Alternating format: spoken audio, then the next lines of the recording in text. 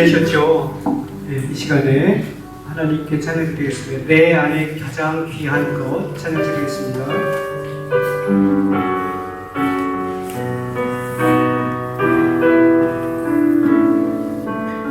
내 안에 가장 귀한 것, 내 안에 가장 귀한 예수를 알미라, 예수를 알미라. 금은보다 귀한 것, 금은보다 더 귀한 것, 예수를. 다시 한번, 내 안에 가장 귀한 것, 내 안에 가장 귀한 것, 예수를 알미라.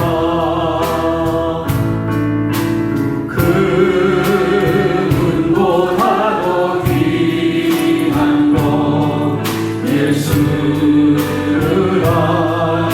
세상 지식보다, 세상 지식보다 귀한 것, 예수를 알미라.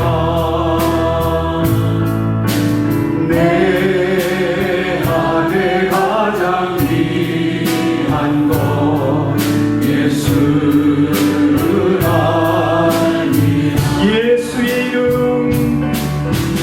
예수의 이름, 존귀한 그 이름,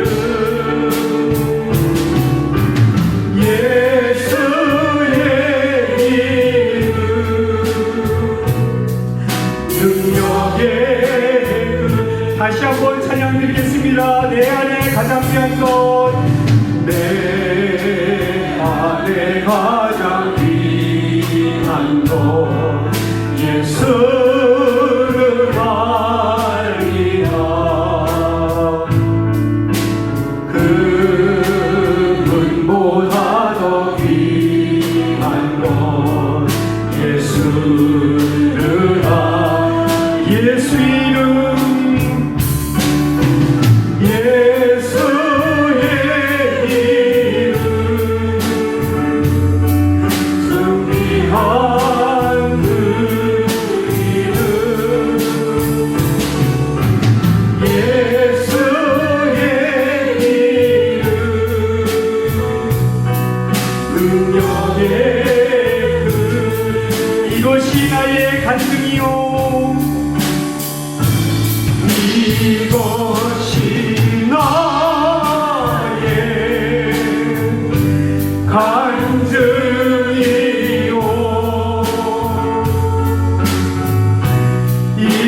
이것이 나의 찬송일세. 나 사는 동안 끊임없이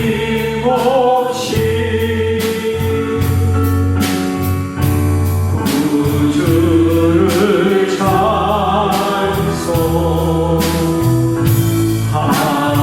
찬송하리요.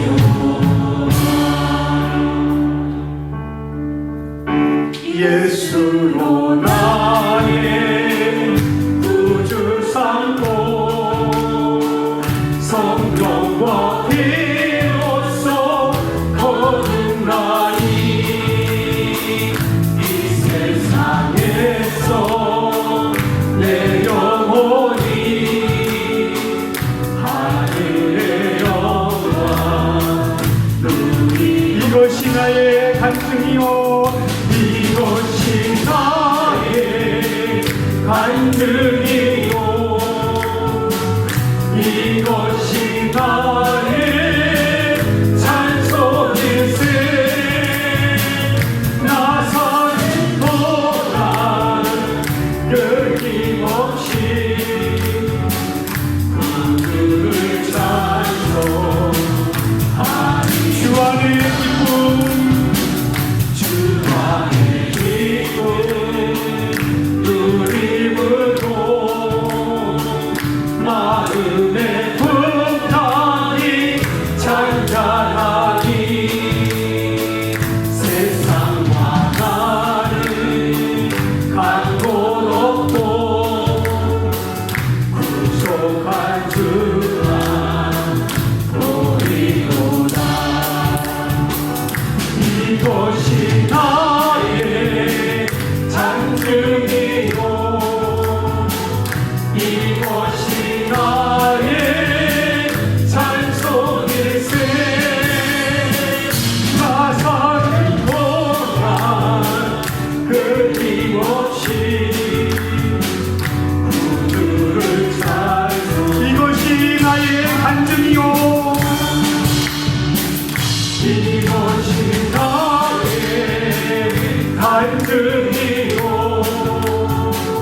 이것이 나의 찬송일세. 나 사는 동안 끊임없이 그를 찬송하리로다.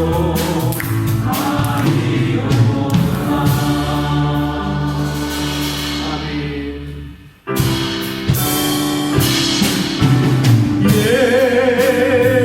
예수는 그리스도, 예수는 주, 하나님의 나름으로 경배드리리. 다같이 자리에서 일어나서 주님을 찬양하겠습니다. 지존하신 주님 이름 앞에 모두 무릎 꿇고 한 경배. 거룩하신 주님 보좌 앞에 엎드려 절하세. 주의 주님의 예수는 그리스도, 예수는 주, 하나님의 영으로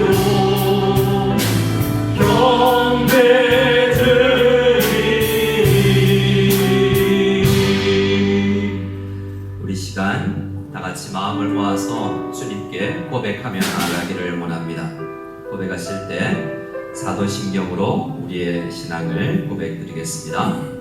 전능하사 천지를 만드신 하나님 아버지를 내가 믿사오며 그 외아들 우리 주 예수 그리스도를 믿사오니 이는 성령으로 잉태하사 동정녀 마리아에게 나시고 본디오 빌라도에게 고난을 받으사 십자가에 못 박혀 죽으시고 장사한 지 사흘 만에 죽은 자 가운데서 다시 살아가시며 하늘에 오르사 전능하신 하나님 우편에 앉아 계시다가 저희로서 산 자와 죽은 자를 심판하러 오시리라. 성령을 믿사오며 거룩한 공예와 성도가 서로를 통하는 것과 죄를 사하여 주시는 것과 공이 같이 사는 것과 영원히 사는 것을 믿사옵나이다. 아멘. 우리 함께 찬송 드리실 때 찬송가 28장으로 함께 찬양 드리겠습니다.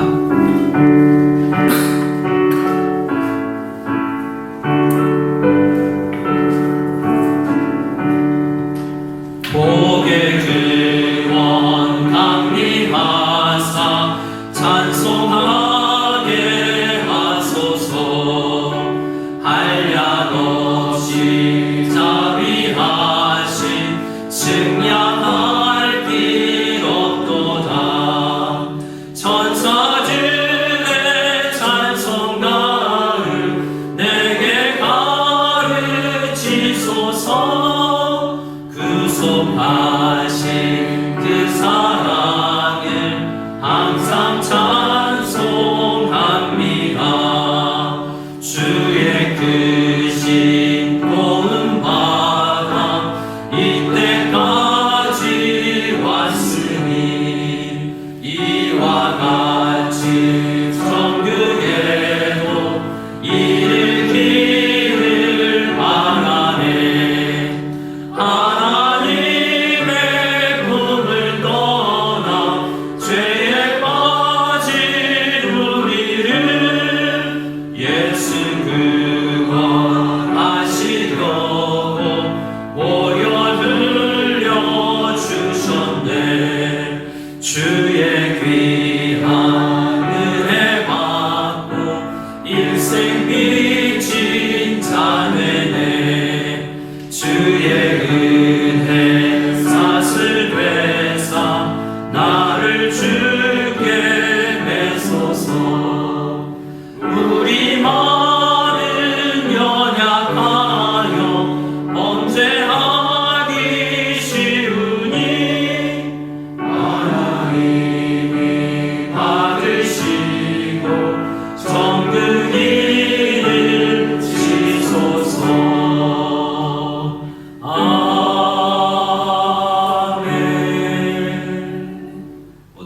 주시고 우리 모두를 대표해서 최원학 목사님 기도해 주십니다.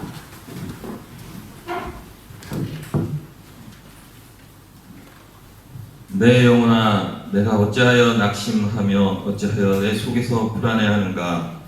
너는 하나님께 소망을 두라. 나는 그가 나타나 도우심으로 말미암아 내 하나님을 여전히 찬송하리로다. 사랑해 주님 감사합니다. 지난 한 주간도 우리가 넘어지지 않게 지켜 보호해 주시고 힘들고 어려운 환경 가운데서도 오늘 거룩한 주님의 날을 맞아 다시 우리를 예배의 자리로 인도하시니 정말 감사합니다. 주님의 이름으로 함께 모이는 것 자체가 어려운 상황 속에서 평범한 일상이 얼마나 큰 은혜요 축복인지를 깨닫습니다. 이 시간 적은 인원이지만 온 마음과 정성으로 드리는 우리 예배를 기뻐 받아주시고 여러 제약으로 이 자리에 직접 참석하지 못하고 인터넷으로 예배를 드리는 성도들에게도 함께 하시어 선포되는 말씀을 통해 큰 은혜를 받게 하옵소서. 이전에 경험해보지 못한 코로나19 사태로 전 세계가 고통 가운데 있습니다. 가족을 잃은 자들도 있고 직장을 잃고 생계에 어려움을 겪고 있는 사람들도 있습니다. 긍휼하신 주님, 특히 힘들어할 가난하고 소외된 자들을 돌봐주시고 능히 이길 힘을 주시옵소서. 단지 우리가 얼마나 무능하고 연약한 존재인지를 깨닫고 주님의 도움을 구하오니 우리를 불쌍히 여기시고 긍휼을 베푸시어 이 어려움을 이겨낼 수 있도록 지혜와 용기를 주시옵소서. 각국에서 개발 중인 백신과 치료제들이 하루빨리 성공하여 이 사태가 조속히 종속될 수 있도록 주님 은혜를 베풀어 주시옵소서. 모임 장소를 위해 기도합니다. 삼자교회와의 예배당 임대 협의가 진행 중이오니 주여 좋은 결과가 있도록 인도하시고 또한 자유롭고 안전한 모임 장소도 계속 알아보고 있사오니 주여 적합한 장소를 허락하여 주시옵소서. 세워주신 세 분 선생님들을 위해 기도합니다. 우리를 말씀으로 양육하기 부족함 없는 환경을 조성해 주시길 간구하오니 선생님들과 가족의 비전제가 잘 해결될 수 있도록 주여 도와주시고 또 건강도 지켜주시옵소서. 조심스럽게 모임을 확대하고자 계획하고 있사옵니다. 모든 모임에 주님 함께 하시고 영광 받아주시길 원합니다. 주여 안전한 모임이 되게 하시고 특히 우리 자녀들 모임을 준비하는 교역자와 교사님들을 축복하시고 지혜를 주시어 우리 아이들이 말씀 안에서 양육되어 올바른 세계관을 가지고 이 혼란한 세상에서 건강한 주님의 자녀로 성장하게 하옵소서. 병중에 있는 성도와 가족들 있는 줄 압니다. 주님 그들의 간절한 기도를 들어주시고 그들의 몸과 마음을 치유하여 주시어 주께 영광 돌리게 하옵소서. 국가 간 봉쇄 정책으로 왕래를 하지 못해 그리운 가족을 볼 수 없고 또 사업에 영향을 받고 있는 성도들도 있습니다. 주님 힘주시고 위로하여 주옵소서. 인내함으로 기도하는 가운데 하루빨리 이 상황이 회복될 수 있도록 주여 도와주시옵소서. 오늘도 예배를 위해 수고한 손길을 기억하시어 축복하여 주시옵고 오늘 올려드리는 예배를 통해 주님 홀로 영광 받아 주시옵소서. 감사드리며 이 모든 말씀 예수님의 이름으로 기도하옵나이다.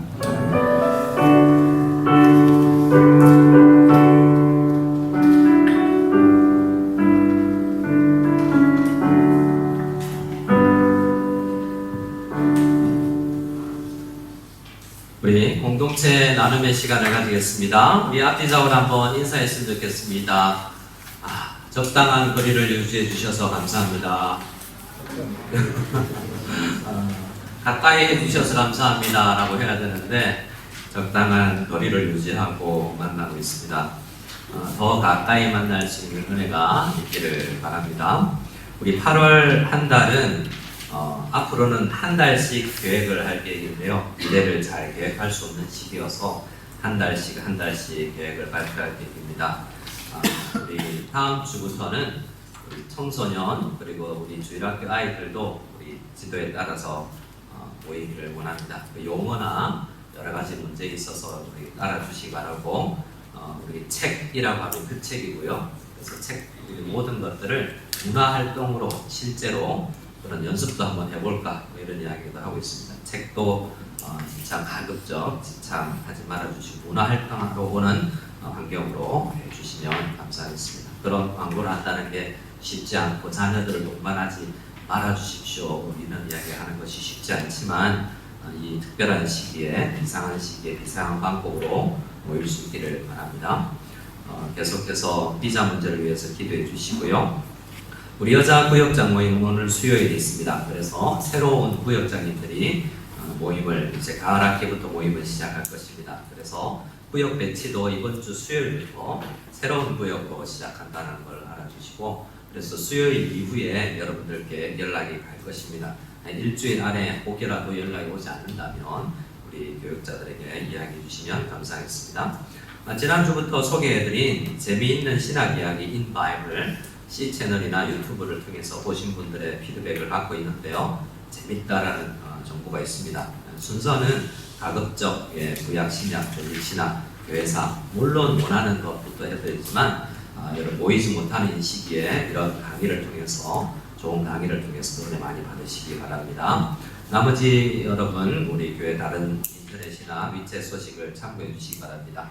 우리 함께 찬송가 310장 드리면서 준비한 hum을 올려드리고 공기도 드리겠습니다.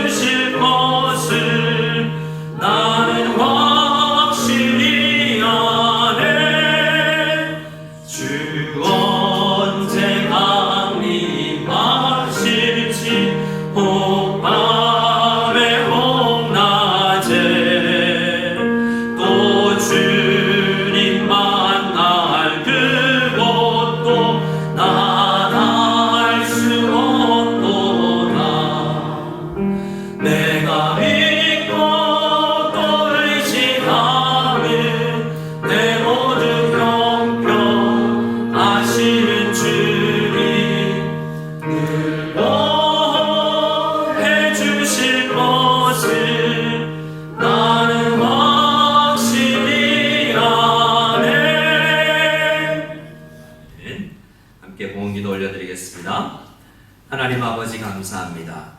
지금까지 지내온 것도 하나님의 은혜임을 고백합니다. 우리가 아침에 일어날 때마다 나에게 생명 주시고 내 왼쪽 심장, 내 왼쪽 가슴 밑에 심장이 뛰게 하시고 아직도 내가 호흡할 수 있으며 내 발로 걸을 수 있음에 감사할 수 있는 저희들 되게 하여 주시옵소서. 늘 감사의 기도의 제목이 넘치게 해주시고 하나님 앞에 살아계신 하나님을 늘 옆에 보시고 함께 살아갈 수 있는 임마누엘의 신앙이 우리에게 있게 하여 주시옵소서. 오늘도 예배를 드리며 빈손으로 오지 아니하며 우리의 마음을 주님 앞에 드리며 찬양을 드리며 온 몸을 들여 예배하는 모든 성도님들을 축복하여 주시옵소서. 그들의 기도의 제목이 응답되게 하시고 그들의 간구가 지금은 입술에 있지만 곧 손으로 만진 바 되게 도와주시고 그 위에 선받을 수 있는 은혜가 있게 하여 주시옵소서. 모일 때마다 간증하며 서로의 은혜를 나누는 저희들 다 되기를 소원하고 살아계신 우리 구주 예수 그리스도의 이름으로 기도드리옵나이다. 아멘. 우리 함께 하나님 말씀을 찾겠습니다. 하나님 말씀은 마태복음 5장 21절에서 26절인데요. 나눠드린 핸드아웃에 기록되어 있습니다. 글씨 크기나 이런 부분들은 좀 작아서 죄송하지만요. 우리 함께 말씀을 읽기를 원합니다. 마태복음 5장 21절에서 26절까지 말씀 한 목소리를 같이 천천히 읽겠습니다. 같이 읽겠습니다. 옛사람에게 말한 바 살인하지 말라. 누구든지 살인하면 심판을 받게 되리라 하였다는 것을 너희가 들었으나 나는 너희에게 이르노니 형제에게 노하는 자마다 심판을 받게 되고 형제를 대하여 나가라 하는 자는 공회에 잡혀가게 되고 미련한 놈이라 하는 자는 지옥불에 들어가게 되리라. 그러므로 예물을 제단에 드리다가 거기서 내 형제에게 원망 들을 만한 일이 생각나거든 예물을 제단 앞에 두고 먼저 가서 형제와 화목하고 그 후에 와서 예물을 드리라. 너를 고발하는 자와 함께 길에 있을 때 급히 사화하라. 그 고발하는 자가 너를 재판관에게 내어주고 재판관이 옥리에게 내어주어 옥에 가둘까 염려하라. 진실로 내게 이르노니 내가 한 푼이라도 남김없이 다 갚기 전에는 결코 거기서 나오지 못하리라. 아멘. 우리 함께 다시 한번 인사하겠습니다. 예수님의 이름으로 축복합니다. 축복합니다. 이 주일에 은혜와 축복이 넘치기를 소원합니다. 저는 아이들과 같이 가끔 TV 예능 프로그램을 보는데요. 제가 같이 보기를 좋아하는 프로그램이 있습니다. 대한 외국인이라고 아마 보신 분도 있는지 모르겠어요. 최근에 이 외국인과 한국 사람 연예인들이 한국어 대결을 하는 프로그램이죠. 그래서 외국인 팀과 한국인 팀이 서로 교체가 좀 되는데요. 최근에 교체된 친구 중에 이집트 사람 샘이라는 사람이 있어요. 서울대 유학을 와서 한국어를 전공하고 한 8년 한국살이를 했다고 해요. 근데 그 친구가 친구들한테 유명하더라고요. 뭘로 유명하냐면 친구들이 SNS에 글을 쓰거나 자기 SNS에 댓글을 달면 문법이 틀리면 띄어쓰기, 오타, 비문 이런 게 생기면 당장 전화를 해서 야, 너 국어 그렇게 쓸래? 이렇게 따진다라는 거예요. 누가요? 이집트 사람 쌤이. 그러면 그걸 보면서 야, 대단하다. 한국인으로서의 자존심이 약간 상하기도 하고 나는 우리의 모국어를 이렇게 잘 알고 있는가. 한국 조선어학회 이 일제 시기에 우리말을 순수 우리말을 지키기 위해서 애썼던 사람들의 이야기를 또 보고 하면서 우리나라 말의 법과 도에 대해서 내가 잘 알고 있는가를 생각해 봤어요. 그러면서 한편으로 더 생각되는 것은 이게 법이잖아요. 말하는 법이 문법이죠. 근데 우리는 하나님의 법에 따라서 살아야 될 사람들입니다. 하나님 나라의 백성으로 태어나면서는 하나님 나라의 법을 익숙하고 그 법대로 살아가려고 애쓰고 법을 계속 알아가야 되겠죠. 그런데 우리는 하나님께서 주신 법, 특별히 요즘에 우리가 묵상하고 있는 핵심이 되는 십계명이라는 하나님의 법을 너무 등한시하고 다 안다 생각하고 우리가 살아가고 있지는 않은가라는 생각을 해봅니다. 그래서 우리는 법을 잘 모르기도 하지만 알고서도 잘못 실천하는 경우가 많아요. 하나님의 법을 알고 교회 다니는 사람이 하나님 자녀들이 어떻게 저렇게 말하고 행동할 수 있지, 하나님의 법에 의하면 저거 틀렸는데 라고 판단은 잘하지만 형제를 사랑하라, 내 이웃을 내 몸과 같이 사랑하라는 더 큰 상위법을 무시하고 작은 법을 가지고 그 사람들을 비판하는 모습이 우리에게 있기도 합니다. 법을 안다고는 하지만 잘 알고 있는 게 아니죠. 그 법을 주신 하나님의 마음을 더 깊이 우리가 알고 묵상해야 되겠습니다. 오늘 말씀을 통해서 우리가 이 법, 살인하지 말라라는 제6계명을 얼마나 알고 실천하고 있는지를 다시 한번 생각해 보기를 원합니다. 우리 다시 한번 21절, 22절 두 절을 천천히 읽어보겠습니다. 옛사람에게 말한 바 살인하지 말라, 누구든지 살인하면 심판을 받게 되리라 하였다는 것을 너희가 들었으나 나는 너희에게 이르노니 형제에게 노하는 자마다 심판을 받게 되고 형제를 대하여 나가라 하는 자는 공회에 잡혀가게 되고 미련한 놈이라 하는 자는 지옥불에 들어가게 되리라. 아멘. 이 말씀은 출애굽기 20장에 있는 살인하지 말라라는 6계명에 대해서 예수님이 설명을 한 부분입니다. 그래서 예수님이 오셔서 하신 일이 구약 성경을 완전히 이루시는 거거든요. 완전히 이룬다는 것은 다 조립되지 않은 장난감을 완전히 조립하는 것처럼 예수님의 말로 완성이 되는 것이고 더 쉽고 또 분명하게 드러내는 일을 예수님이 하셨어요. 그래서 살인하지 말라라는 이야기의 말씀의 명령의 원래의 의미를 예수님께서 더 밝히 보여주시는 것이 이 부분이에요. 그래서 오늘 살인하지 말라를 예수님께서 22절에 어떻게 바꾼다는 표현이 적절하진 않지만 어떻게 더 분명하게 말씀하시냐면 나는 너희에게 이르노니 형제에게 노하는 자마다 심판을 받게 되고 형제를 대하여 라가라 하는 자는 공회에 잡혀가게 되고 미련한 놈이라 하는 사람은 지옥불에 들어가게 된다라고 이야기를 하고 있습니다. 그래서 여기 동의어 살인하지 말라를 세 가지로 풀어서 설명했죠. 형제에게 노한다, 형제에게 라가라고 욕한다, 형제에게 미련한 놈이라고 이야기한다. 이게 살인하지 말라의 똑같은 의미라는 거예요. 그러면 다른 말로 형제에게 노하지 말라, 형제에게 라가라고 하지 말라, 형제에게 미련한 놈이라고 하지 말라, 그리고 살인하지 말라가 똑같은 의미라고 볼 수 있는 것입니다. 그래서 이것을 한마디로 이야기하면 형제에게 욕하지 말라라고 되겠죠. 그런데 욕도 정도가 있잖아요. 욕도 여러분, 전라도 욕이 정말 대단합니다. 근데 전라도 욕보다 더 센 게 있는데 경상도 욕이에요. 무시무시해요. 입에 담을 수 없는 무시무시함이 있습니다. 근데 잘 생각해보면 전라도 욕이 더 무서워요. 그 의미를 나빠서 생각합니다. 그런데 그런 욕이 아니고 뭐예요? 이 나아가라 하고 또 미련하다라고 하는 거는 오늘 말로 어느 정도예요? 머리 든 게 없냐? 너 머리는 장식품으로 달고 다니냐? 이 정도의 이야기예요. 머리에 든 게 없네? 이런 정도의 욕이에요. 이 정도 욕이라면 사실 청소년들도 이것보다 더 심한 욕도 하지 않을까라고 생각해 볼 때에 이 정도로 하면 지옥 간단 말인가? 라고 의문을 품을 수 있습니다.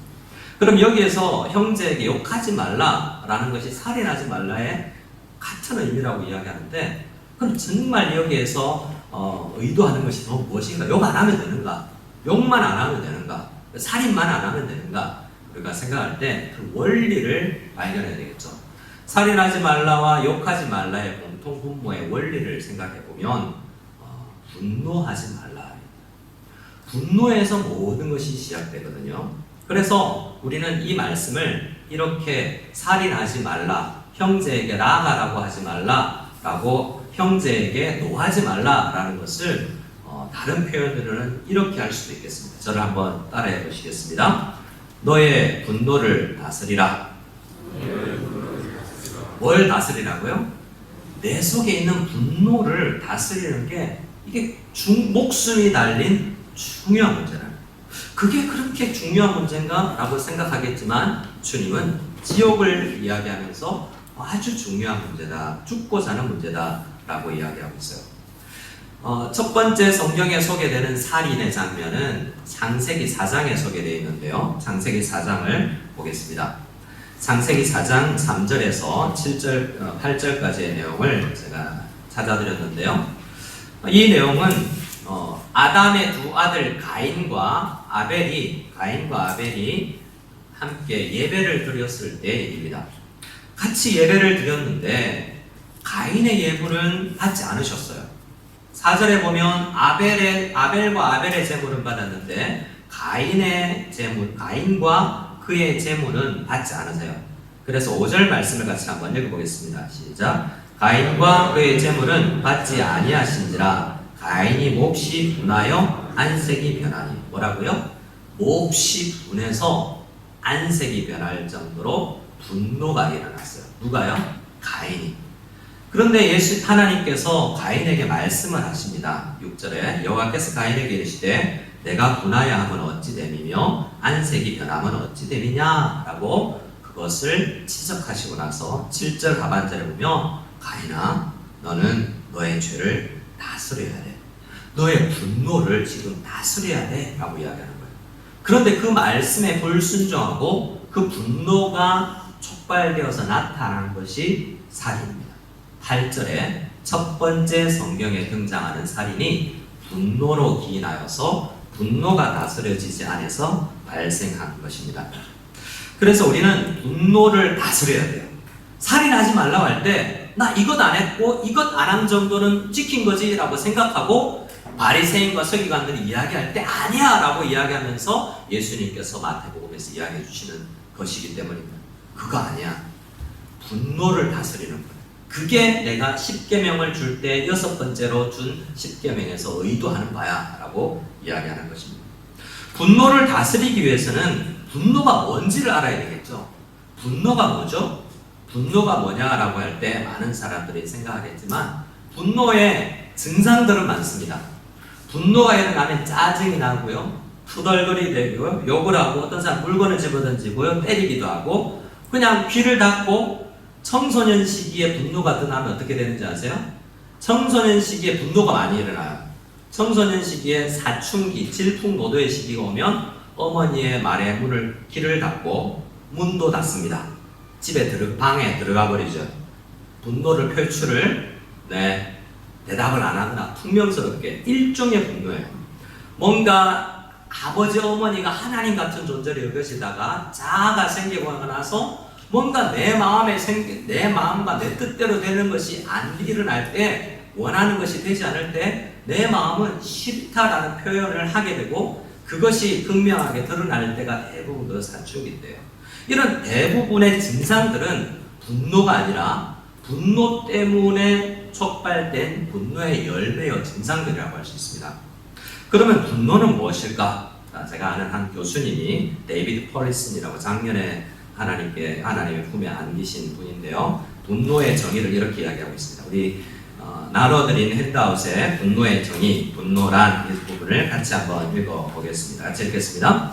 분노란 당신이 중요하게 생각하는 일이 잘못되었다고 느낄 때 적극 반대 견해를 드러내는 것이다. 자, 분노란 뭐라고요?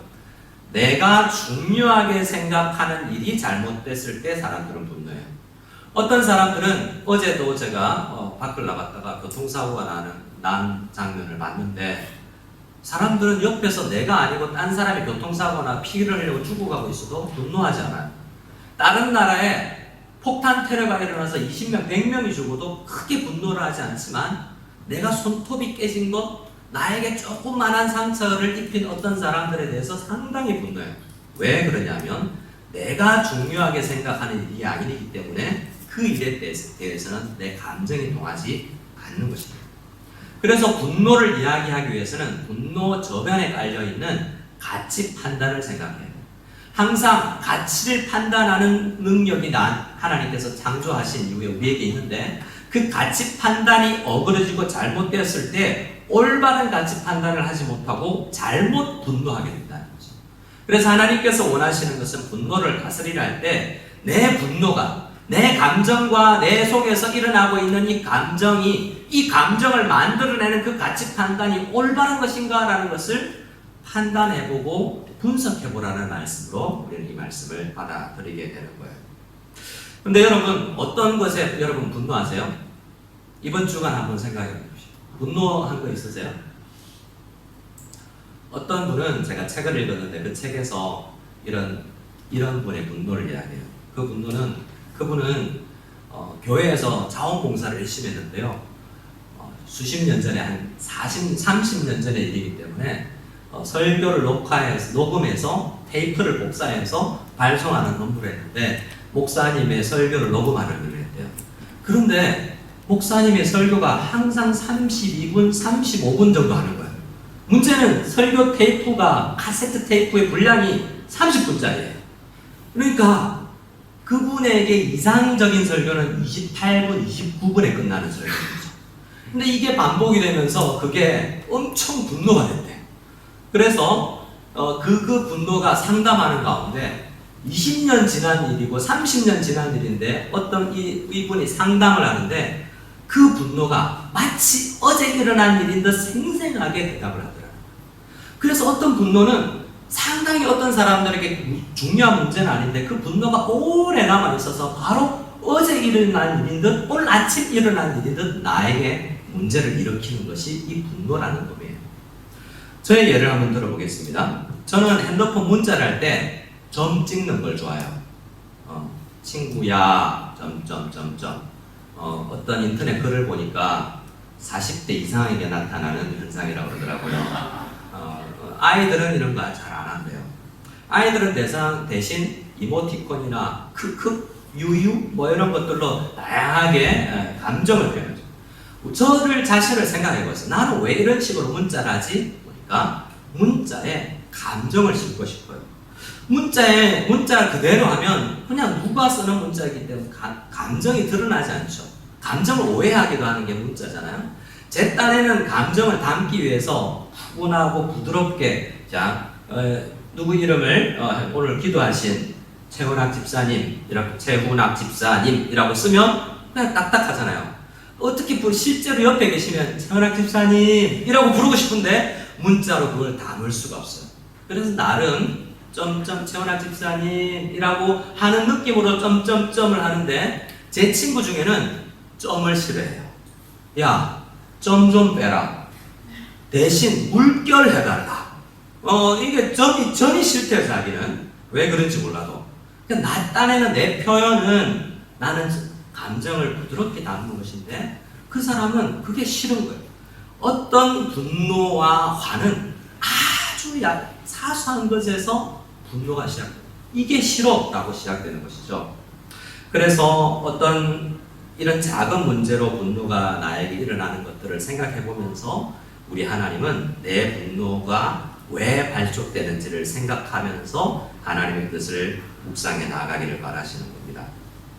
그래서 분노는 대부분의 사람들이 다 분노합니다. 밖으로 어떤 사람이 이렇게 이야기하죠. 나는 잘 노하고 화내지 않는 스타일이야. 어떤 사람은 저 사람은 법 없이도 살 사람이지 라고 하지만 사실은 우리 분노를 표출하는 사람보다 더 크게 분노할 수도 있지만 다만 속으로 누르고 표현하지 않는 연습을 잘 알아볼 수도 있습니다. 그렇기 때문에 우리 속에 있는 분노를 잘 보는 것은 참으로 쉽지 않아요. 말씀이 분노하지 마 라고 한마디만 명령으로 해결될 수 있으면 이렇게 두꺼운 성경을 하나님께서 주신 이유가 없겠죠. 그만큼 오랜 시간 우리의 감정과 이 살인하지 말라는 명령에 대해서 묵상을 하면서 다양한 케이스를 우리가 보아야 하기 때문에 이렇게 하나님께서 말씀을 많이 주신 것입니다. 그래서 제가 말씀 다시 드리자면 내가 중요하게 생각하는 일이 내 뜻대로 되지 않을 때 나타나는 감정이 분노라는 거예요. 그것을 생각해보면 우리가 그 기준으로 내 분노를 잘 생각해보면 나는 무엇을 중요하게 생각하고 나는 왜 이게 되어야지라고 생각하고 내 뜻대로 되어야 된다고 생각하는지를 잘 생각해보면 부부간에 많은 문제가 해결될 수도 있어요. 왜냐하면 대부분 남자와 여자가 원하는 것이 다르기 때문입니다. 그리고 여자와 남자 다 내 뜻대로 되기를 원하죠. 그 뜻대로 되지 않을 때 다툼이 일어나는 거예요. 그러면 우리는 내가 내 뜻대로 되기를 원하는 그 바람이 맞는 것인가를 서로 살펴보면서 대화를 해나가야 된다는 거예요. 사무엘서 18장 말씀을 적어드렸는데요. 사무엘서 18장에 분노의 예가 있습니다. 사무엘서 18장 7절 8절을 같이 한번 읽어보겠습니다. 시작. 여인들이 뛰놀며 노래하며 이르되 사울이 죽인 자는 천천히요 다윗은 만만이로다. 사울이 그 말에 불쾌하여 심히 노하여 이르되 다윗에게는 만만을 돌리고 내게는 천천만 돌리니 그가 더 얻을 것이 나라 말고 무엇이냐 하고. 어떤 상황이냐면 다윗이 블레셋이라는 나라와 전쟁을 하고 돌아오는 길이었어요. 여자들이 전쟁에 이기고 돌아오는 게슨 장군을 환영하면서 다윗은 만만이고 지금 왕인 사울은 천천히다라는 노래를 불렀는데 그 노래가 사울 왕의 귀에까지 들어간 거죠. 근데 이게 싫어요. 그래서 어떤 감정이 표출됐습니까? 그것이 그에게 표출된 것은 8절에 사울이 그 말에 불쾌하여 심히 무엇을 하여? 분노했어요. 자, 사람들의 말이 사울 왕을 분노케 했어요.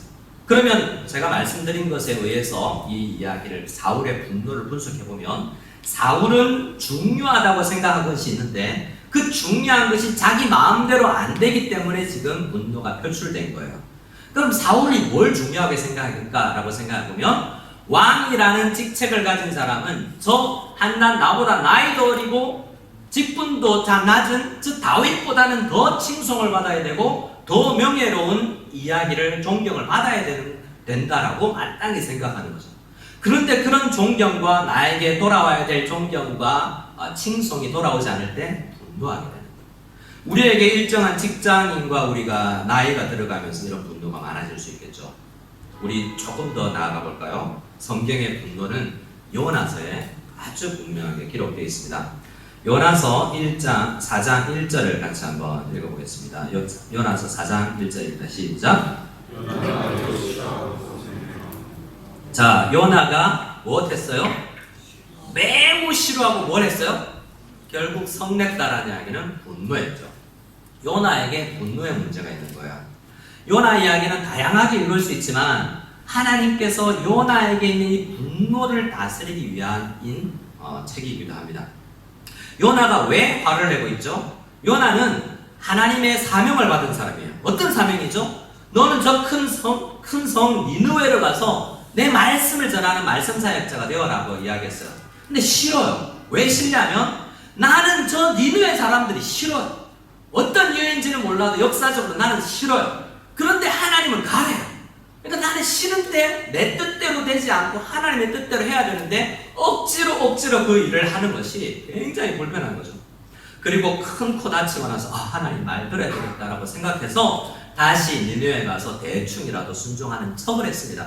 그런데 아니나 다를까 그 니느웨 사람들이 내가 대충 전한 메시지를 듣고 회개를 해버린 거예요. 요나의 마음 가운데는 뭐가 있었냐면 내가 복음을 전하지만 저 백성들은 이 말씀 듣고 회개 안 했으면 좋겠다. 이게 요나의 마음 근저에 남아있던 거예요. 저 사람들은 저렇게 살다가 망해도 되지. 그만큼 악한 사람이지. 라는 생각이 있는 거예요. 그래서 자기 뜻대로 망하지 않고 하나님의 뜻대로 살아난 니느웨 백성들을 보고 요나가 화를 내고 있는 거예요. 2절 말씀을 같이 한번 볼까요? 2절 말씀을 다시 읽겠습니다. 시작.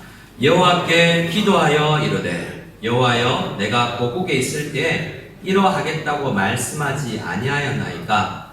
그러므로 내가 빨리 다시스로 도망하였사오니 주께서는 은혜로우시며 자비로우시며 노하기를 더디하시며 인애가 크시사 뜻을 돌이켜 재앙을 내리지 아니하시는 하나님이신 줄을 내가 알았음이니이다. 요나는 하나님의 인자하심과 자비하심 때문에 화가 나가 있어요. 왜요? 하나님이 아무리 자비롭고 그 사람들을 많이 구원해도 내가 그 구원의 도구로 사용되었어도 내 뜻은 아닌 거죠. 내 뜻대로 되어지지 아니하는 일에 화가 나게 되어 있는 것입니다.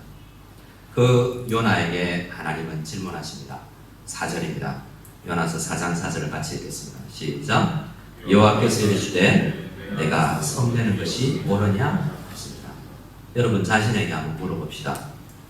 김영현 목사, 너 지금 성내는 게 분노하는 게 옳으니?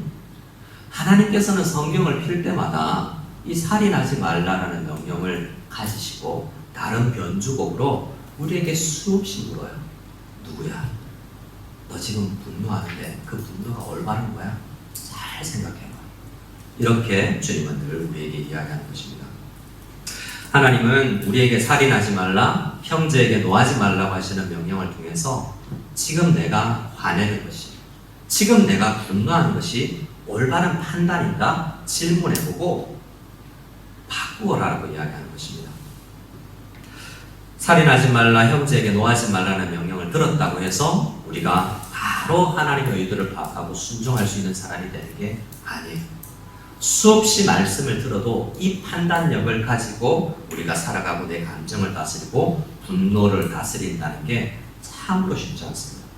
오랜 기간 걸리는 것이 이 살인하지 말라에 대한 대처법이에요. 데이빗 폴리슨이라는 박사가 분노가 일어나는 과정에 대해서 이렇게 설명을 합니다. 한번 들어보시기 바랍니다.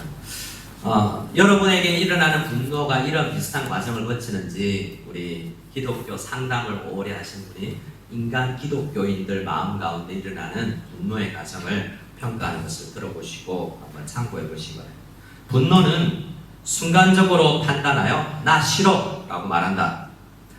아드레날린 수치가 요동하면서 신체는 각성되고 열은 오르며 긴장한다. 강한 감정을 느끼면 당신의 목소리 톤과 신체 언어가 달라지고 얼굴에는 불편한 기색이 돈다. 또 당신의 머리 회전은 빨라지고 방금 일어난 일을 곱씹으면서 혼자 시나리오를 짜고 그것을 평가하고 계획하면서 더 나은 것을 택한다. 또 무슨 말을 할지 아니면 하지 않을지 어떤 행동을 할지 말지를 결정하고 행동에 착수한다. 우리의 모든 분노는 어떤 일이 일어날 때 내 눈앞에 벌어지는 것을 보고 판단하고 분석하여서 어떤 반응을 할까를 자연스럽게 아주 순식간에 온몸을 이용해서 내 전체 내 자아가 만들어내는 것이 이 분노의 감정이에요. 그래서 우리 안에 자주 일어나는 이것을 주님께서는 계속 매일 관찰하라 라고 말씀하십니다.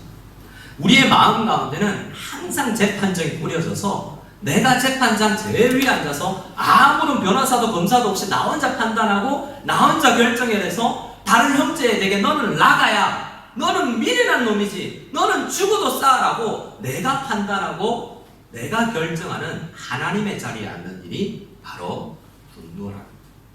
하나님의 뜻대로 바른 분노를 하지 않으면 하나님께서 그토록 싫어하는 우상 숭배가 내 자신이 되는데 내 자신이 우상이 되어버리고 하나님께서 그렇게 싫어하는 판단해서 사람을 나가라고 밀어나가고 살인하지는 않지만 죽어도 마땅해라고 판단하는 그것 자체가 모든 살인의 시작이라고 이야기하고 뿌리라고 이야기하는 것입니다.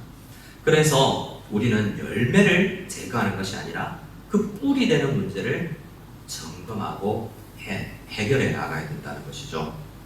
자, 마태복음 6장 9절 10절을 보면 이 분노를 다스리는 명령을 해주시고 나서 기도를 가르쳐 주십니다. 그 기도, 마태복음 5, 6, 7장은 사실 이 부분에 대한 해석이기도 한데요. 주기도문에 나와 있는 부분을 같이 읽어보겠습니다. 이 분노의 감정과 연관시켜서 말이죠. 마태복음 6장 9절 10절입니다. 같이 읽겠습니다. 그러므로 너희는 이렇게 기도하라. 하늘에 계신 우리 아버지여, 이름이 거룩히 여김을 받으시오며 나라가 임하시오며 뜻이 하늘에서 이루어진 것 같이 땅에서도 이루어지이다. 아멘. 주님께서 가르쳐 주신 기도는 우리가 늘 해야 되는 기도 아니겠어요? 그 기도의 핵심에 뭐가 있어요? 하나님, 오늘 내 분노를 분석해보니 그 일이 내 뜻대로 되지 않아서 내가 분노했는데 그 일이 하늘에서 하나님의 뜻이 이루어진 것처럼 나의 삶을 통해서 우리 남편에게, 우리 자녀에게, 우리 교회 안에 하나님의 뜻이 이루어지기를 바라고 내 뜻이 이루어지지 않기를 바랍니다 라는 기도를 하는 거예요. 교회 안에 얼마나 내 뜻대로 안 되는 일이 많습니까? 수많은 교회가 갈라지는 일을 탈변해보고 연구해보면 카페트 색깔을 녹색으로 그린 푸른 초장 색깔 녹색으로 할까, 황금색인 천국 색깔 금색으로 할까, 예수의 보혈의 색깔 빨간색으로 할까는 아주 사소한 것으로 분노가 일어나고 깨어지고 살인보다 더한 교회가 깨어지는, 교회가 죽어나가는 일들이 이 분노로부터 시작된다는 것을 우리는 깊이 생각해야 되고, 교회 안에 어떤 일도 내 뜻이 주관되는 것이 아니라 하나님의 뜻대로 이루어질 것을 우리가 계속 기도해야 된다라는 것입니다. 그러면 우리는 어떻게 해야 이런 바른 분노를, 바른 판단을 내리고 올바른 분노, 하나님께서도 분노하시는 분이기 때문에 바른 분노도 있습니다. 바른 분노란 예수님께서 노건으로 채찍을 만들어서 성전을 뒤엎으실 때 분노하신 것처럼 그런 분노는 올바른 분노예요. 하나님의 공의와 정의가 실현되지 않는 것을 바라보고 분노하는 것은 올바른 정의라고 할 수 있어요. 내가 하나님의 뜻대로 살지 못하고 우리 자녀들이 하나님의 뜻대로 순종하지 못하는 것을 보고 분노하는 건 정상이라고 할 수 있어요. 하지만 죄악길로 걸어가는 우리 가족들을 바라보면서도 아무런 분노가 일어나지 않는 것도 잘못된 것입니다. 분노를 다스려야 되는 것입니다.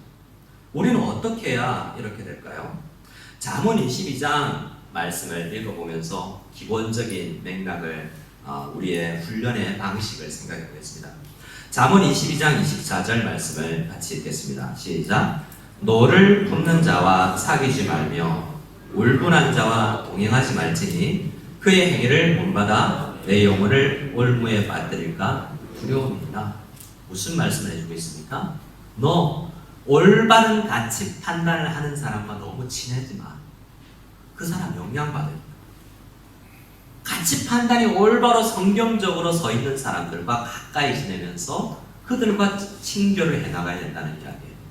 그래서 우리의 가치 판단을 잘 생각해보면 집에서 배우는 게 많아요.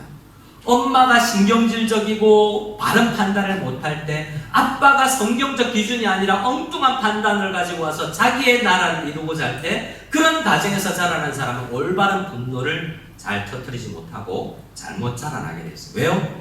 잘못 배웠으니까요. 오랜 기간 걸리는 것인데 오랜 기간 우리는 잘못 분노하고 감정을 잘못 다스리는 연습을 해와서 너무나 이 분노를 잘 다스리지 못하는 환경 가운데 놓여있다라는 판단을 먼저 해야 됩니다. 오래 걸리겠구나. 이것은 신앙생활, 전체 신앙생활 가운데 나 자신을 다스려 나가야 되는 것이구나 라고 생각하고 내가 결국에는 우리 자녀들에게, 다음 세대에게, 내가 만난 우리 구역원들에게, 누구들에게 이런 올바른 가치 판단, 잘 화내는 방법, 성도로서 올바른 분노를 하는 방법들을 내가 실천하고 보여줘야 되겠다라고 결단하는 것이 우선 필요합니다. 자, 그러면 그러한 오래 걸린다라는 생각을 가지면서 오늘 말씀을 마무리하면서는 세 가지 우리가 실천할 것에 대해서 한번 이야기해 볼까요? 세 가지는 이미 주보회와 그리고 여러분 성경구절 안에 성경구절 페이퍼 안에 나눠드린 것입니다. 세 가지를 한번 1, 2, 3번을 제 타이틀만 읽어보겠습니다. 1번 뭐죠? 인내. 2번 뭐죠? 용서. 3번 뭐예요? 관대함. 인내와 용서와 관대함은 살인하지 말라에까지, 아니 살인하지 말라의 반대는 뭐냐면 생명을 살리라는 거예요. 아니 살인하지 말라의 말씀을 잘못 드렸군요. 살인하지 않는 것에서 그칠 것이 아니라 살인이 아니라 생명을, 사람을 살리는 데 나가야 되는데 사람을 살리는 제일 첫걸음이 인내와 용서와 관대함으로부터 시작된다는 것을 생각해야 될 필요가 있습니다. 근데 이것 하나하나가 작은 주제가 아니요 오랜 기간 걸리는 것이다 라고 생각하고 우리 목숨이 달린 사람을 죽고 살리는 문제구나라는 생각을 하고 이런 말씀을 보아야 한다는 것입니다. 자, 인내에 해당되는 것입니다.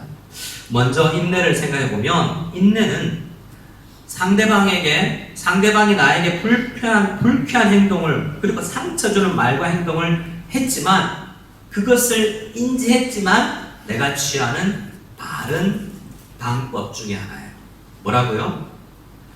상대방이 나를 기분 나쁘게 하는, 불쾌하게 하는 말과 행동을 했는데 성도로서 취할 수 있는 가장 소극적이면서 제일 첫 번째 단계가 어떤 의미에서는 인내합니다. 무엇하는 것이라고요? 인내. 옆 사람에게 이렇게 한번 고백하겠습니다. 조금 더 인내하겠습니다. 자, 무조건 참으라는 것인가? 인내는 우리가 어딜 가도 모든 종교나 도덕 책에도 인내는 있잖아요. 하나님께서 우리에게 살인하지 말라라는 명령과 함께 주시는 인내는 어떤 것인가? 대충 참고 넘어가 라는 것이 아니에요. 인내는 저거 잘못된 건데 아무리 생각해봐도 하나님 나라의 가치관으로 하나님 나라의 법을 어긴 것인데 지금 내가 고치지는 않겠다라고 결단하는 거예요. 뭐라고요? 저거 잘못된 건데 내가 과거에는 너 잘못한 거야, 그러지 마, 짜증나, 싫어, 너 바보야 라고 말할 바로 튀어나올 사람이 저거 잘못됐는데 조금 더 저 문제 바로 해결되지 않는 문제지 천천히 시간을 두면서 내가 참으면서 해결해 나아가겠다라는 결단이 인내지 대충 포기하고 넘어가는 것이 아니라는 거예요. 인내와 관련된 말씀 출애굽기 34장 말씀을 같이 읽어보겠습니다. 출애굽기 34장 6절입니다. 시작. 여호와께서 그의 앞으로 지나시며 선포하시되 여호와라 여호와라 지혜롭고 자비롭고 은혜롭고 노하기를 더디하고 인자와 진실이 많은 하나님이라. 왜 우리가 인내해야 하냐면 살인하지 않는 사람이 되고 형제를 향하여서 나가라지 않고 형제를 사랑하고 사람을 살리는 사람은 하나님을 닮은 사람인데 하나님은 어떤 분이냐면 인내하는 성품을 가진 분, 오래 참는, 분노하기를 더디하는 것이 하나님의 성품입니다. 그래서 분노를 다스리는 첫 번째의 우리의 스텝은 인내를 배우는 것입니다.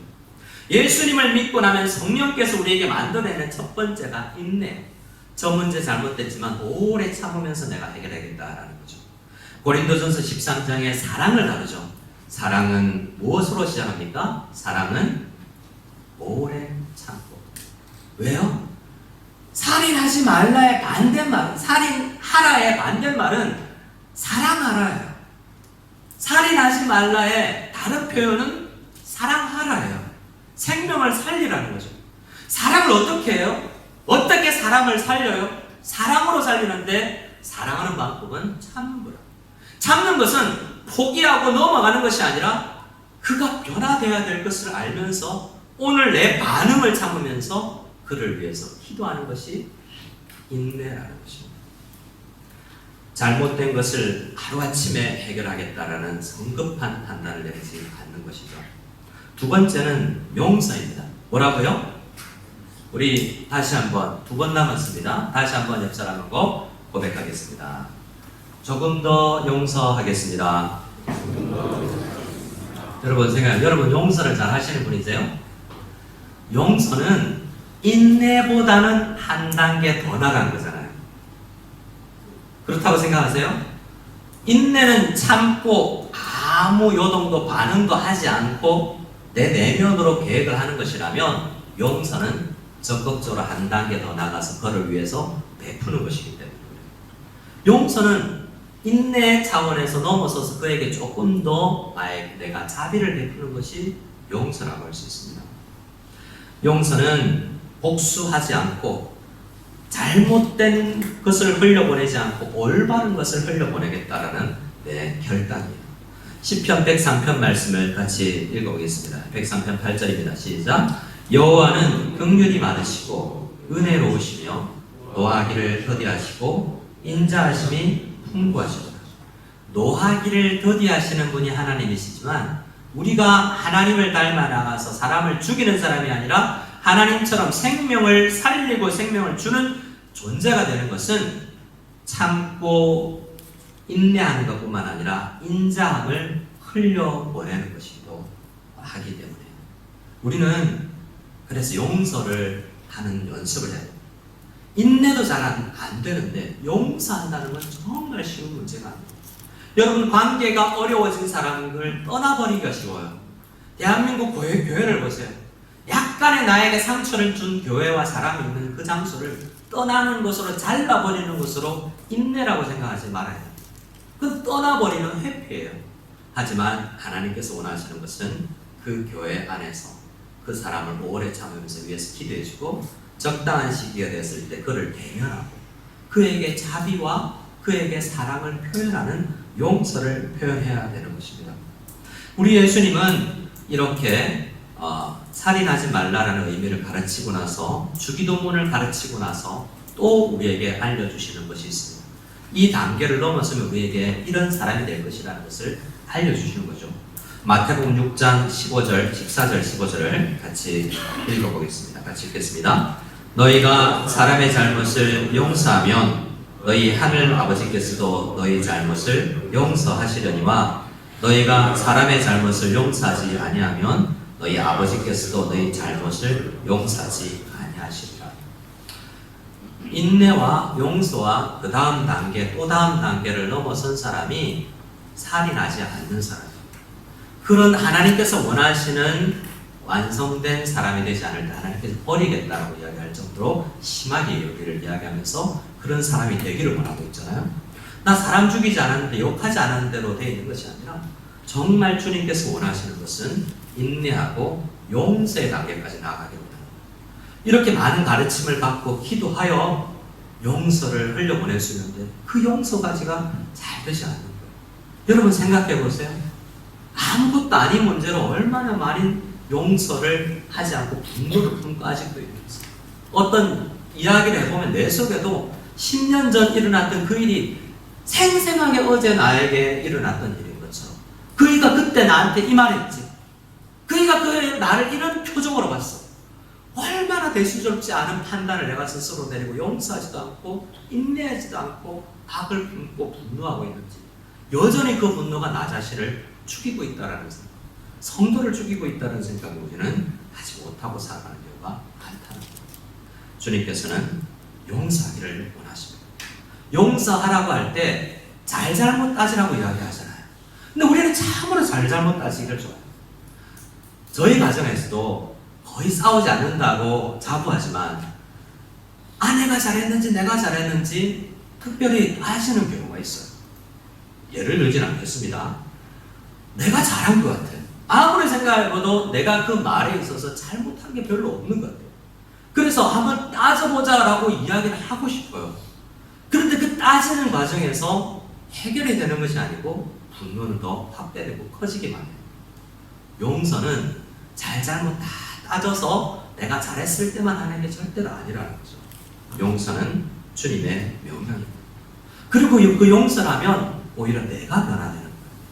하나님이 용서하라고 해서 그를 변화시키라고 하지 않고 내가 변화되기를 원하는 거죠.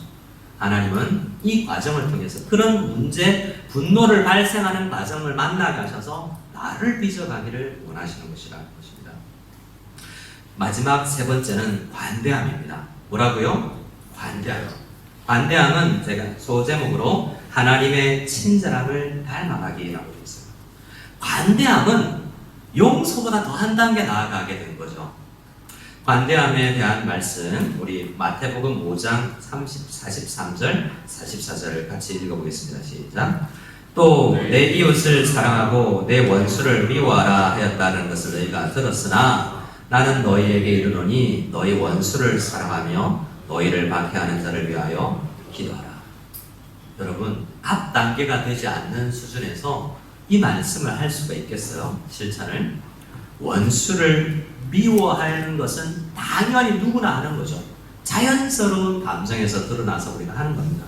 하지만 주님은 그 감정을 다스리기를 원하며 원수를 사랑하라까지 이야기하고 너희를 박해하는 자를 위해서 기도할 줄 알아야 된다라고 이야기합니다.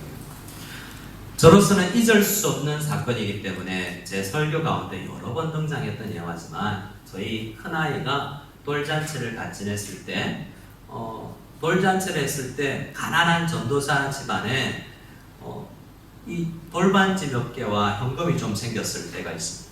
근데 그것을 어떻게 처분하지 않고 장롱 중앙에 어떻게 넣어놨었는데 도선생님이 오셔서 그걸 쏙 꺼내가지고 원집을 난장판을 만들어 놓고 갔던 때가 있어요. 근데 그때 우리 어린 아이지만 그래도 유치부에 애를 보내면서 유치부 그달의 성경 암송 구절이 바로 마태복음 43장 44절입니다. 너희를 원수를 위해서 원수를 사랑하고 너희를 박해하는 자를 위해서 기도하라 라는 말씀이 암송 구절로 유치부 암송 구절로 딱 그 장롱문에 우리가 테이프로 딱 발라놨는데 그 원수가 돈을 싹 가지고 간 거예요. 그 분노가 가난한 전도사 집안에 뭐 가지고 갈 게 있어서 가져가는가는 분노가 솟아오르지만 하나님의 말씀 문을 딱 닫으면서 말씀을 보여주셨어요. 원수를 사랑하고 너는 이 사람까지도 위해서 기도할 수 있겠니? 간증하지만 그날 저희 부부가 하나님의 말씀에 순종해서 하나님 그 도둑님 어디 가서 예수님 믿고 회개하고 사역계로 들어오시기를. 그래서 방배동의 코끼리 마트 앞에 묘년에 사역은 혹시 그 일을 하셨던 분이 이 방송 메시지를 듣는다면 그때 내가 회개하고 이렇게 되었다라고 다른 데 가서 간증할 수 있으시기를 바랍니다. 그래서 기도했었어요. 그러나 그걸 용서까지는 하지 못했지만 억지 순종이지만 순종했었던 때가 있어요. 주님은 살인하지 말라라는 명령을 주시면서 형제를 사랑하는 경지까지 이르기를 원하고 그 경지, 형제뿐만 아니라 교회 다니는 형제와 피를 나누는 형제뿐만 아니라 피를 나누지 않는 원수까지도 사랑하고 위해서 기도해주는 생명 존중 사상을 가진 성도가 되기를 원하며 이 6계명의 말씀을 주신 거예요. 그렇기 때문에 우리의 이 한 주간의 실천을 생각해 볼 때 화가 날 때 왜가 하나가 나지? 내 속에서 어떤 재판이 일어나고 있지? 분석하고 내가 뭘 소중하게 생각하고 있지? 내 뜻대로 안 되는 것이 올바른 것인가? 내 뜻대로 관찰하는 것이 바른 판단인가를 분석하여서 하나님의 뜻대로 생명을 살리는 판단을 할 수 있기를 바라고요. 특별히 인내와 용서와 관대함을 흘려보내서 하나님의 뜻에 순종할 수 있는 저와 여러분들 다 될 수 있기를 소원합니다. 우리 마지막 성경 구절 읽고 말씀을 마치겠습니다. 로마서 12장 20절 21절을 우리 함께 읽고 나서 이러한 마음으로 살겠습니다 라는 고백을 하고 우리 함께 찬양하겠습니다. 로마서 12장 20절 21절입니다. 같이 읽겠습니다. 내 원수가 줄이거든 먹이고 목마르거든 마시게 하라. 그리함으로 내가 숯불을 그 머리에 쌓아 놓으리라. 악에게 지지 말고 선으로 악을 이기라.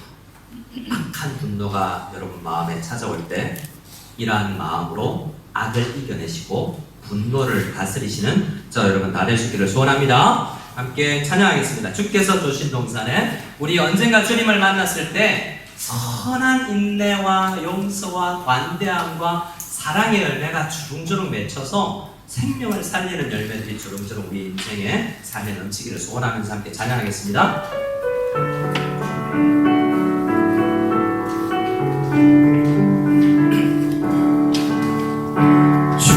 주께서 주신 동산에 땀 흘리며 씨를 뿌리며 내 모든 삶을 드리리. 날 사랑하시는 내 주님께 비바람이 앞을 가려도 비바람 앞을 가리고 내 육체는 쇠잔에 져도 내 모든 삶을 드리리. 아멘. 내 사모하는 내 주님께 결단하겠습니다. 땅 끝에서 주님을 맞으리. 용세 열매 주께 드릴 열매 가득 안고 땅 끝에서 주님을 뵈고 우리 사랑의 노래를 주께 드릴 노래 가득 안고 땅의 모든 끝 찬양하라. 주님 오실 길 예비하라. 땅의 모든 끝에서 주님을 찬양하라. 영광의 주님 곧 오시리라. 우리 이 시간 한 목소리로 기도하며 나아가기를 원합니다. 기도하실 때 하나님 나의 분노를 살핍니다. 가인에게 다스리라. 요나에게 네가 분노하는 것이 옳으냐? 라고 질문하시는 분이 우리에게 그 질문을 하며 살인하지 말라라는 명령을 가르쳐 주시고 형제를 위해서 노하지 아니하고 사랑하며 섬기며 인내하고 용서하고 관대함의 자리에까지 나가기 위해서 간절히 하나님 내 자신을 저복종시키며 내 내면에서 일어나는 일들을 분석하며 하나님의 뜻대로 하나님의 뜻이 이루어지기를 바라지 내 뜻대로 내 가정에서 내 교회에서 우리 사회 안에서 내 뜻이 아니라 하나님의 뜻이 나를 통해 이루어지기를 원합니다. 간절히 기도하며 나가기를 소원합니다. 기도하겠습니다. 하나님 아버지 감사합니다. 이 아침에 주께서 우리를 부르셔서 살인하지 말라, 형제를 위하여 노하지 말라, 형제에게 악하지 말라, 형제에게 사랑하지 말라, 형제 사랑, 이웃 사랑, 용서와 관대함과 사랑에 대해서 우리에게 가르쳐 주시기 감사합니다. 구원받은 그리스도, 1만 달란트 탕감받은 사람, 하나님의 인자하심과 자비하심과 오래 참으심과 하나님의 형상을 회복하며 나아갈 수 있기를 간절히 원합니다. 이 한 주간 동안 이 하나님의 형상을 회복하기에 애쓸 수 있는 저희들 다되게 도와주시옵소서. 하나님 아버지 감사를 드립니다. 이 한 주간도 이 우리의 내면이 주님을 닮아가기를 원하며 우리의 인생이 변화되어서 하나님의 형상을 회복하게 하여 주시옵소서. 이제는 우리 주 예수 그리스도의 한이 없는 은혜와 하나님 아버지의 지극하신 사랑과 성령님의 교통하심이 말씀을 듣고 살인하지 않을 뿐만 아니라 사람을 살리며 생명을 살리며 많은 사람을 축복하고 관용을 사랑을 은혜를 넘치게 흘려보내기를 원하며 간구하고 돌아가는 모든 무성연합교회 성도들 머리 위에 지금부터 영원까지 함께 계실지어다. 아멘.